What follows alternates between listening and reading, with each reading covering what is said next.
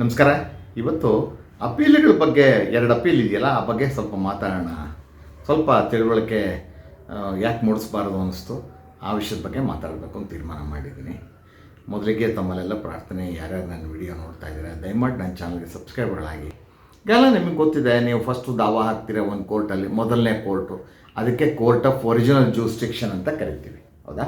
ಅಥವಾ court of first instance ಅಂತ ಕರಿತೀವಿ. ಅಲ್ಲಿ ದಾವಾ ಹಾಕ್ತೀರಾ, ಅಲ್ಲಿ ಜಡ್ಮೆಂಟು ಡಿಕ್ರಿ ಆಗುತ್ತೆ, ಯಾರ್ದೋ ವಾದಿಗಳ ಪರವಾಗಿ ಆಗುತ್ತೆ ಅಂತ ಇಟ್ಕೊಳ್ಳಿ. ಆವಾಗ ಡಿಫೆಂಡೆಂಟ್ ಏನು ಮಾಡಬೇಕಾಗತ್ತೆ, ಒಂದು ಅಪೀಲ್ ಹಾಕಬೇಕಾಗತ್ತೆ. Order 41 first appeal second appeal ಎಲ್ಲ ಬರ್ತಕ್ಕಂಥದ್ದು ಬೇರೆ ಬೇರೆ ರೂಲ್ಸಲ್ಲಿ ಬರುತ್ತೆ, ಆಯಿತಾ? ಅಪೀಲ್ ಹಾಕ್ತೀರಾ, ನೆಕ್ಸ್ಟ್ ಕೋರ್ಟಿಗೆ ಅಪೀಲ್ ಹಾಕ್ತೀರಾ.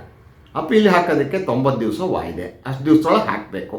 ನೀವು ಕಾನೂನು ಪ್ರಶ್ನೆ ಆಗಲಿ ಅಥವಾ ಆ ಕೇಸಿನ ಫ್ಯಾಕ್ಟ್ಸ್ ಬಗ್ಗೆ ಆಗಲಿ ಈ ಥರ ಆಗಿದೆ ಅಂತ ಹೇಳಬೇಕಾಗತ್ತೆ, ವಿರೋಧವನ್ನು ವ್ಯಕ್ತಪಡಿಸ್ತೀರ. ಅಂದರೆ ಅದರ ಅರ್ಥ, ಕೆಳಗಡೆ ಕೋರ್ಟಿನಲ್ಲಿ ತನ್ನ ಮುಂದೆ ಇದ್ದ ಬಾಯಿ ಮಾತಿನ ಸಾಕ್ಷ್ಯ, ದಾಖಲೆಗಳ ಸಾಕ್ಷ್ಯದ ಆಧಾರದ ಮೇಲೆ ಕೆಳಗಡೆ ಕೋರ್ಟು ಬಂದಿರತಕ್ಕಂಥ ತೀರ್ಮಾನ ತಪ್ಪು, ಆ ತೀರ್ಮಾನಕ್ಕೆ ಬರಬಾರ್ದಿತ್ತವರು, ದಾವಾನ ವಜಾ ಮಾಡಬೇಕಿತ್ತು ಅಂತಕ್ಕಂಥದ್ದು ನಿಮ್ಮ ವಾದ ಆಗಿರುತ್ತೆ.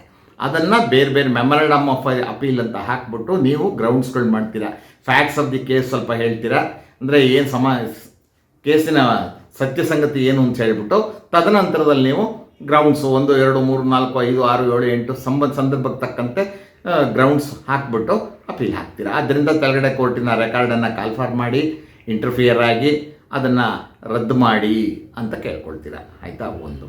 ಎರಡನೇದಾಗಿ, ನೀವು ಹಾಕಿದ ತಕ್ಷಣ ತೆರಗಡೆ ಕೋರ್ಟು ಜಡ್ಜ್ಮೆಂಟ್ ಇದೆಯಲ್ಲ, ಆಪ್ರೇಷನ್ ಸ್ಟೇ ಆಗಬೇಕು ಮತ್ತು ಎಕ್ಸಿಕ್ಯೂಷನ್ಗೆ ಹೋಗಬಾರ್ದು ಅವರು. ಆದ್ದರಿಂದ ಅದಕ್ಕೊಂದು ಅಪ್ಲಿಕೇಶನ್ ಹಾಕ್ತೀರಾ, ಸ್ಟೇ ಆಗುತ್ತೆ, ಆಯಿತಾ? ಇದು 90 ದಿವಸದೊಳಗೆ ಹೊರಗಿರಬೇಕು. ಒಂದು ವೇಳೆ ಹಾಕೋಕ್ಕಾಗದೇ ಇದ್ದರೆ, ಸಕಾರಣ ಇದ್ದರೆ ಸೆಕ್ಷನ್ 5 ಲಿಮಿಟೇಷನ್ ಆ್ಯಕ್ಟಲ್ಲಿ ಅಪ್ಲಿಕೇಶನ್ ಹಾಕಿ ನೀವು ಮನ್ನಾ ಮಾಡಿಸ್ಕೋಬೋದು, ಕಂಡೌನ್ ಮಾಡ್ಕೋಬೋದು. ಆದರೆ ಬೇಡ, 90 ದಿವಸಗಳು ಹಾಕಿದರೆ ಭಾಳ ಒಳ್ಳೆಯದು. ಅಲ್ಲಿ ಕೆಳಗಡೆ ಕೋರ್ಟು ತನ್ನ ಮುಂದಿರ್ತಕ್ಕಂಥ ಎಲ್ಲ ಸಾಕ್ಷ್ಯಗಳನ್ನ ತೂಕ ಮಾಡಿ, ಅರ್ಥ ಮಾಡಿ, ಎಕ್ಸಾಮ್ ಮಾಡಿ ಬಂದಿರತಕ್ಕಂಥ ಕೊಟ್ಟಿರ್ತಕ್ಕಂಥ ತೀರ್ಪು ಸರಿಯೇ ಇಲ್ಲವೇ ಅಂತಕ್ಕಂಥದ್ದನ್ನು ಫಸ್ಟ್ ಅಪೀಲೇಟ್ ಕೋರ್ಟು, ಮೊದಲನೇ ಅಪೀಲಲ್ಲಿ ಈ ಡಿಸ್ಟಿಕ್ ಕೋರ್ಟ್ ಲೆವೆಲಲ್ಲಿ ಏನು ಮಾಡ್ತಾರೆ, RA ಅಂತ ಕರೀತಾರೆ. ಹೈಕೋರ್ಟಿಗೆ ಬಂದಿರೋದು RFA, ರೆಗ್ಯುಲರ್ ಫಸ್ಟ್ ಅಪೀಲು, ಇಲ್ಲಿ ರೆಗ್ಯುಲರ್ ಅಪೀಲ್ ಅಂತ ಕರೀತಾರೆ, ಆಯಿತಾ? ಮಾಡ್ತೀರಾ. ಈಗ ನಾನು ಹೇಳೋದೇನೆಂದರೆ, ಆ ಅಪೀಲು ಜಡ್ಜ್ಮೆಂಟ್ ಆಗುತ್ತಪ್ಪ, ಯಾರಿಗೋ ಅನುಕೂಲ ಆಗುತ್ತೆ, ಇಲ್ಲ ವಜಾ ಆಗ್ಬೋದು, ಇಲ್ಲ ಅಲೋ ಆಗ್ಬೋದು. ಆಗ ನೆಕ್ಸ್ಟ್ ಇರ್ತಕ್ಕಂಥ ಕೋರ್ಸು ಏನಂದರೆ, ಮುಂದಿನ ಮಾರ್ಗ ಸೆಕೆಂಡ್ ಅಪೀಲು. ಅದು 41 ಒಂದು ರೂಲ್ ಬರುತ್ತದೆ, ನೀವು ಹಾಕ್ತೀರಾ. ಅಲ್ಲ, ನಾನು ಇನ್ನೊಂದು ಹೇಳಬೇಕು, ಮೊದಲನೇ ಅಪೀಲು ಜಡ್ಜ್ಮೆಂಟ್ ಆದ ತಕ್ಷಣ ನಿಮಗಿರ್ತಕ್ಕಂಥದ್ದು 3 ಮಾರ್ಗ. ಏನಂದರೆ, ಒಂದು ಕಂಪ್ಲೀಟ್ ಜಡ್ಜ್ಮೆಂಟ್ ವಿರುದ್ಧ ಅಪೀಲ್ ಹಾಕ್ತಕ್ಕಂಥದ್ದು second appeal, regular second appeal ಅಂತ. ರೆಗ್ಯುಲರ್ ಸೆಕೆಂಡ್ ಅಪೀಲ್ ಹೈಕೋರ್ಟ್ಗೆ ಬರುತ್ತೆ. ಯಾವುದೇ ಕೋರ್ಟಲ್ಲಿ ಫಸ್ಟ್ ಅಪೀಲ್ ಇದ್ದರೂ ಕೂಡ ಸೆಕೆಂಡ್ ಅಪೀಲ್ ಹೈಕೋರ್ಟ್ಗೆ ತಿಳ್ಕೊಂಬಿಡಿ, ಆಯಿತಾ? ಹಾಕ್ತೀರಾ. ಒಂದು ವೇಳೆ ನಿಮ್ಮ ಎದುರುಗಡೆ ಪಾರ್ಟಿ ಇದ್ದಾರಲ್ಲ, ಅವ್ರಿಗೂ ಕೂಡ ಯಾಕೋ ಜಡ್ಜ್ಮೆಂಟ್ ಸರಿ ಇಲ್ಲ ಅನಿಸಿದರೆ ಅವರೊಂದು ಅಪೀಲ್ ಹಾಕ್ಬೋದು. ಆಗ ಈ ನೆಕ್ಸ್ಟು ಸೆಕೆಂಡ್ ಯಾರು ಅಪೀಲ್ ಹಾಕ್ತಿರೋ ಅದನ್ನು ಕ್ರಾಸ್ ಅಪೀಲ್ ಅಂತ ಕರೀತಾರೆ. ಅಂದರೆ 2 ಅಪೀಲು ಒಂದೇ ಜಡ್ಜ್ಮೆಂಟಿಗೆ ಸಂಬಂಧಪಟ್ಟಂತೆ ಇರುತ್ತೆ, ಆಯಿತಾ? ಅದಕ್ಕೂ ಕೂಡ 90 ದಿವಸ ವಾಯಿದೆ. ಮತ್ತೆ ಮುಂದುವರೆದು ಹೇಳೋದಾದರೆ, ನೀವು ಒಬ್ಬರು ಯಾರು ರೆಸ್ಪಾಂಡೆಂಟ್ ಇರ್ತಿರಲ್ಲ ಫಸ್ಟ್ ಅಪೀಲ್, ಅವ್ರು ಬೇಕಾದ್ರೆ ನನ್ನ ಪರ ಆಗಿಲ್ಲ ಅಪೀಲ್ ಜಡ್ಜ್ಮೆಂಟು, ಅಥವಾ ತುಂಬ ಇಶ್ಯೂಸ್ ಇದ್ದು ಯಾವುದೋ ಒಂದು 2-3 ಇಶ್ಯೂಗೆ ಅಥವಾ 2-3 ಪ್ರೇಯರು ಎದುರುಗಡೆ ಪಾರ್ಟಿ ಪರ ಆಗಿ ನನ್ನ ಪ್ರಕಾರ ನನ್ನ ಪ್ರಕಾರ 2ಕ್ಕೆ ಮಾತ್ರ ಡಿಕ್ರಿ ಮಾಡಿದ್ದಾರೆ, ತಪ್ಪಾಗಿದೆ, ಸರಿಯಾಗಬೇಕು ಅಂತಾದರೆ ನೀವೇನು ಮಾಡಬೇಕು, ಕ್ರಾಸ್ ಅಬ್ಜೆಕ್ಷನ್ ಹಾಕ್ಬೋದು ನೀವು. ಯಾವುದೋ ಈಗ ಅವರು ಎದುರುಗಡೆ ಅಪೀಲ್ ಹೋಗಿರ್ತಾರಲ್ಲ, ಅದರ ನೋಟಿಸ್ ನೀವು ಬರುತ್ತಲ್ಲ, ನೋಟಿಸ್ ಬಂದ 30 ದಿನದಲ್ಲಿ ಕ್ರಾಸ್ ಅಬ್ಜೆಕ್ಷನ್ ಹಾಕ್ಬೋದು. ಅದನ್ನು ಕೂಡ ಅಪೀಲ್ ಜೊತೆಗೆ ಸಪ್ರೇಟ್ ಅಪೀಲು ಅನ್ನೋ ಥರನೇ ತೀರ್ಮಾನ ಮಾಡಿ ಹಿಯರ್ ಮಾಡ್ತಾರೆ, ಜಡ್ಜ್ಮೆಂಟ್ ಕೊಡ್ತಾರೆ. ತಲೆ ಕೆಡಿಸ್ಕೊಳ್ಳೋದು ಬೇಡ, ಆಯಿತಾ? ಕ್ರಾಸ್ ಅಬ್ಜೆಕ್ಷನ್ ಯಾವಾಗ ಹಾಕ್ತೀರಾ ಅಂದರೆ, ನೀವು ಈ ಕೆಳಗಡೆ ಕೋರ್ಟಿನ ಜಡ್ಜ್ಮೆಂಟ್ ಸಂಪೂರ್ಣವಾಗಿ ಚಾಲೆಂಜ್ ಮಾಡಿದರೆ ಅಪೀಲ್ ಹಾಕ್ತೀರಾ ಇನ್ನೊಂದು. ಆದರೆ ಯಾವುದೋ ಒಂದು ಭಾಗವನ್ನು, ಒಂದು ಪಾರ್ಟನ್ನು ಮಾತ್ರ ಚಾಲೆಂಜ್ ಮಾಡೋದ್ರೆ ಕ್ರಾಸ್ ಅಬ್ಜೆಕ್ಷನ್ ಹಾಕ್ತೀರಾ. ಇದು ಸಂದರ್ಭ. ಆದರೆ 2ನೇ ಅಪೀಲ್ ಸಂದರ್ಭದಲ್ಲಿ ಭಾಳ ಮುಖ್ಯವಾಗಿ ಜ್ಞಾಪಕ ಇಟ್ಕೋಬೇಕಾದಂಥ, ಅನುಸರಿಸಬೇಕಾದಂಥ ವಿಷಯ ಏನಂದರೆ, ಈಗ ಮೊದಲನೇ ಅಪೀಲ್ನಲ್ಲಿ ಕೆಳಗಡೆ ಕೋರ್ಟಲ್ಲಿ ಮಾಡಿರ್ತಕ್ಕಂಥ ಸಾಕ್ಷ್ಯಗಳ ಆಧಾರದ ಮೇಲೆ ಕೊಟ್ಟಿರ್ತಕ್ಕಂಥ ಜಡ್ಜ್ಮೆಂಟು ಸರಿಯೇ ತಪ್ಪೇ ಅಂತಕ್ಕಂಥದ್ದು, ಆಯಿತಾ?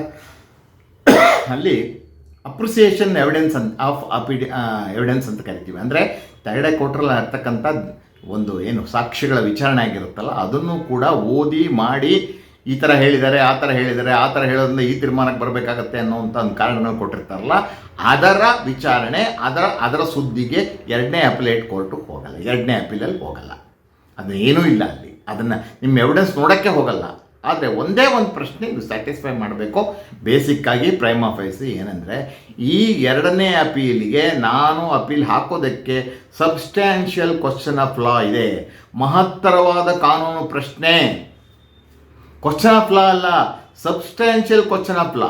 ನೀವು ಅಪೀಲ್ ಹಾಕಿದಾಗ ಕನ್ವಿನ್ಸ್ ಮಾಡಬೇಕಾದ ಕೋರ್ಟಿಗೆ ಅಂತಹ ಮಹತ್ತರವಾದಂಥ ಕಾನೂನು ಪ್ರಶ್ನೆ ಏನಿದೆ, ಸಬ್ಸ್ಟ್ಯಾನ್ಷಿಯಲ್ ಕ್ವಶನ್ ಆಫ್ ಲಾ ಏನಿದೆ ಅಂತ ಕೋರ್ಟಿಗೆ ಮನವರಿಕೆ ಮಾಡಿದ್ರೆ ಆಗ ಅಡ್ಮಿಟ್ ಆಗುತ್ತೆ, ಇಲ್ಲವ್ರು ಅಡ್ಮಿಟ್ ಆಗಲ್ಲ. ಆಯಿತಾ? ಇದು ನಿಮಗೆ ಜ್ಞಾಪಕ ಇರಲಿ. ಏನಂದ್ರೆ ಯಾಕೆ ಹೇಳ್ತಾ ಇದ್ದೀನಿ ಅಂದರೆ, ನೀವು ಏನಾದರೂ ಅಡಿಷನಲ್ ಎವಿಡೆನ್ಸ್ ಹಾಕಬೇಕು. ಅಡಿಷನಲ್ ಎವಿಡೆನ್ಸ್ ಅಂದರೆ 2ನೇ ಕೋರ್ಟಲ್ಲಿ ನಾವು ಹಾಕಿಲ್ಲ, ಮೊದಲನೇ ಕೋರ್ಟ್ನಲ್ಲಿ ಈ ಸಾಕ್ಷಿನ ವಿಚಾರಣೆ ಮಾಡಬೇಕಿತ್ತು, ಮಾಡೋಕ್ಕೆ ಸಾಧ್ಯ ಆಗಿಲ್ಲ, ಮತ್ತು ಯಾವುದೋ ದಾಖಲೆ ನಮಗೆ ಎಷ್ಟು ಹುಡುಕಿದ್ರು ಸಿಕ್ಕಿರಲ್ಲ, ಈಗ ಸಿಕ್ಕಿದೆ, ಅದು ಹಾಜರು ಮಾಡಬೇಕಿತ್ತು ಅಂತ ಹಾಕ್ತಿರಲ್ಲ. ಅಥವಾ ರಿಮಾಂಡ್ ಮಾಡಿ 2ನೇ ಕೋರ್ಟಿಗೆ ಕೇಳ್ಕೊ, ಅದು ಏನಿದ್ರು ಮೊದಲನೇ ಅಪೀಲ್ನ ಸ್ಟೇಜಲ್ಲೇ ಮಾಡಬೇಕು. 2ನೇ ಅಪೀಲೇಟ್ ಕೋರ್ಟಿಗೆ ಅಂದರೆ 2ನೇ ಮೇಲ್ಮನವಿಯ ನ್ಯಾಯಾಲಯಕ್ಕೆ ಹೋದರೆ ಅದನ್ನು ಕೇಳಿದರೆ ಅವರು ಪುರಸ್ಕರಿಸೋದಿಲ್ಲ. ನಿಮಗೆ ಜ್ಞಾಪಕ ಇರಲಿ, ನಿಮ್ಮ ರಿಪೇರಿಗಳೆಲ್ಲ ಫಸ್ಟು ಕೋರ್ಟು ಅಥವಾ 2ನೇ ಕೋರ್ಟು ಅಂದರೆ ಫಸ್ಟ್ ಅಪೀಲ್ ಸ್ಟೇಜಲ್ಲೇ ಮುಗಿದ್ಬಿಡಬೇಕು. ರಿಪೇರಿ ಮಾಡ್ಕೊಂಡು ಕರೆಕ್ಟಾಗಿ ರೆಡಿಯಾಗಿ 2nd ಅಪೀಲಿಗೆ ಹೋಗಬೇಕು. ಅಂದರೆ ನೀವು ಯಾವುದೇ ಥರದ ಈ ಥರದ ರಿಪೇರಿಗಳನ್ನು ಇಟ್ಕೊಂಡು ಸ್ವಾಮಿ ನಾನು ರಿಪೇರಿ ಮಾಡ್ತೀನಿ, ಅದು ಮಾಡಿರಲಿಲ್ಲ, ನಾನು ಇದು ಮಾಡಿರಲಿಲ್ಲ, ಅದು ಹಾಜರು ಮಾಡಿರಲಿಲ್ಲ ಅಂತ ಹೇಳಿದ್ರೆ 2nd ಅಪೀಲೇಟ್ ಕೋರ್ಟು 2nd ಅಪೀಲಲ್ಲಿ ಅವಕಾಶ ಕೊಡೋಲ್ಲ. ಜ್ಞಾಪಕ ಇಟ್ಕೊಡಿ. ಅಲ್ಲಿರ್ತಕ್ಕಂಥದ್ದು ಒಂದೇ ಏಕಮಾತ್ರ ಪ್ರಶ್ನೆ ಅಂದರೆ ಸಬ್ಸ್ಟ್ಯಾನ್ಷಿಯಲ್ ಕ್ವಶನ್ ಆಫ್ ಲಾ. ನೀವು ಅಂತಹ ಮಹತ್ತರವಾದ ಪ್ರಶ್ನೆ ಇದೆ, ಇಂಥ ಕಾನೂನಲ್ಲಿ ಇಂಥ ಸೆಕ್ಷನಲ್ಲಿ ಈ ಥರ ಹೇಳಿದೆ, ಆ ಪ್ರಕಾರ ಅವರು ಜಡ್ಮೆಂಟ್ ಮಾಡಿದ ತಪ್ಪು 2ನೇ ಕೋರ್ಟು ಅಂಥೇಳಿ ಮಹತ್ತರವಾದ ಕಾನೂನಿನ ಪ್ರಶ್ನೆಯನ್ನು ಎತ್ತಿದರೆ ಮಾತ್ರ ಅಡ್ಮಿಟ್ ಆಗುತ್ತೆ. ತದನಂತರದಲ್ಲಿ ನಿಮ್ಮ ಆರ್ಗ್ಯುಮೆಂಟ್ ಕೇಳಿ ವಜಾ ಮಾಡಬೇಕು ಅಲೋ ಮಾಡಬೇಕು ಅಂತಕ್ಕಂಥದ್ದನ್ನು 2ನೇ ಅಪೀಲೇಟ್ ಕೋರ್ಟ್ ತೀರ್ಮಾನ ಮಾಡುತ್ತೆ. ಇದು ನಾನು ನಿಮ್ಗೆ ಹೇಳಕ್ಕೆ ಹೊರಟಿದ್ದು ಇವತ್ತಿದನೇ. ಮೊದಲನೇ ಅಪೀಲಿಗಿರ್ತಕ್ಕಂಥ ಅದಕ್ಕೆ ವ್ಯಾಪ್ತಿ, ಕೋರ್ಟಿಗಿರ್ತಕ್ಕಂಥ ಪವರು, ಅಲ್ಲಿ ಏನೇನು ಮಾಡ್ಬೋದು ನೀವು, ಮತ್ತು 2ನೇ ಅಪೀಲಿಗಿರ್ತಕ್ಕಂಥ ಒಂದು ಕಂಡೀಷನ್ಗಳೇನು, ಅಲ್ಲಿ ಏನು ಮಾಡ್ಬೋದು ಏನು ಮಾಡೋಕ್ಕಾಗಲ್ಲ, ಕ್ರಾಸ್ ಅಬ್ಜೆಕ್ಷನ್ ಅಂದ್ರೇನು, ಕ್ರಾಸ್ ಅಪೀಲ್ ಅಂದ್ರೇನು ಇತ್ಯಾದಿಗಳು. ಇಷ್ಟು ಸರಳವಾಗಿ ಈ ವಿಷಯಗಳನ್ನು ಅಂದರೆ ಮೊದಲನೇ ಅಪೀಲು, 2ನೇ ಅಪೀಲು, ಕ್ರಾಸ್ ಅಪೀಲು, ಕ್ರಾಸ್ ಅಬ್ಜೆಕ್ಷನ್ ಬಗ್ಗೆ ನಿಮಗೆ ತಿಳುವಳಿಕೆ ಮೂಡಿಸ್ತಾ ನನ್ನ ಮಾತನ್ನು ಮುಗಿಸ್ತಾ ಇದ್ದೀನಿ. ನಮಸ್ಕಾರ.